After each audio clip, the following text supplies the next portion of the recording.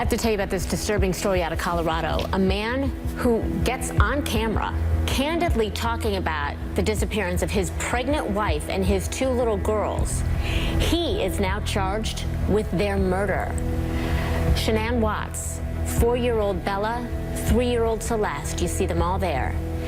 Nobody had seen them since Monday. Well, just a little while ago, police held a news conference. Listen to this. At this point, we have been able to recover a body that we're quite certain is Shanann Watts' body. We have strong reason to believe that we know where the bodies of the children are, and recovery efforts are in process on that. Police say they found the body on the property where Chris Watts worked. So let's take this back a step. Listen to him talking to local media. This was before he was arrested, describing what happened and pleading for the return of his family. They're doing their best right now to figure out, like, if they can get a scent, see where they went. If they went on foot, they went in a car, or they went somewhere. She wasn't here. The kids weren't here. Nope, nobody was here. Did you guys get into an argument before she left? It wasn't like an argument. We had an emotional conversation, but I'll leave it at that. But I just want them back. I just want them to come back. And if they're not safe right now, that's what's tearing me apart. Because if they are safe, they're coming back. But if they're not, this has got to stop. Like, somebody has to come forward. Just come back. Like, if somebody has her, just please bring her back. I need to see everybody. I need to see everybody again. This house is not complete without anybody here. Please bring her back. That is now the man who has been charged with their murder. A psychotherapist and author of Till Death Do Us Part, Robi Ludwig, with us now. Robi, thank you so much. I have to first and foremost get your take on what you just saw from him. Anything stand out to you? Yeah, I was amazed at this husband-father's very flat affect. If you listen to the full tape, there's very little emotion that's being revealed.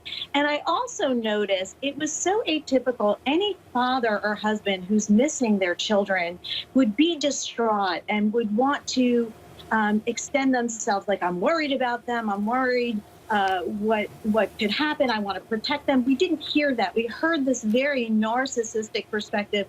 I miss them. I miss seeing their smiles. I want them back.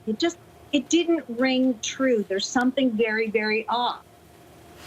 So my next question is, we're looking at all these beautiful family photos. This is a woman who was pregnant with their 3rd child. How is somebody capable of doing what he is alleged to have done, not only to his wife, but his 2 young children, and then get in front of a camera? Well, here is this very good-looking guy. He's probably a complete sociopath. So sociopaths often feel that they can get away with whatever they need to. They feel that they're smarter than most. So he probably felt, I can get in front of the camera, make a really good presentation, and convince whoever I need to convince that what I'm saying is actually true. What we find with these family annihilators, if you scratch the surface, very often they don't feel successful in their manhood according to society's view. So they feel that they're failing in some way. And so my sense about this man is that if he did what allegedly we think he did, is that he wanted a do-over, and somehow the pregnancy, or I wouldn't be surprised if finances, or if there was a lover somewhere, there was some major trigger that pushed him over the edge, that got him to say, you know what, my family's getting in the way of me living the life that I feel I should live, or I'm feeling like a failure in relation to my family. Let me wipe them out and start over again. It's not the way the healthy mind thinks, but that's the way the sick mind thinks. Okay, and you mentioned, a trigger, and he alluded to that when he said there was an emotional conversation, but he wouldn't elaborate any further on that. A lot of people hear about this and they think they see Scott Peterson. Some differences there, certainly, because this man is allegedly, he is not convicted. He is charged with killing not just his wife, his pregnant wife, but his 2 young children as well. Yeah. But do you see similarities between this and Scott Peterson?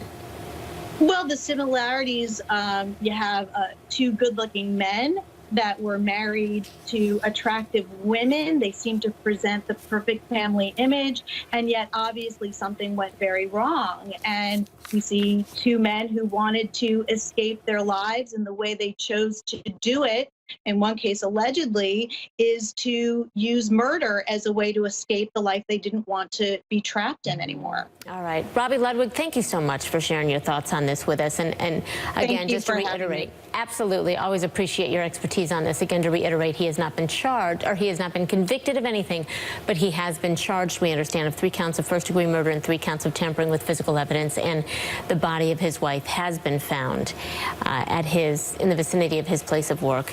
They are currently working to locate the children's bodies. They do believe, authorities say, that they know where they are. We'll keep you posted on that.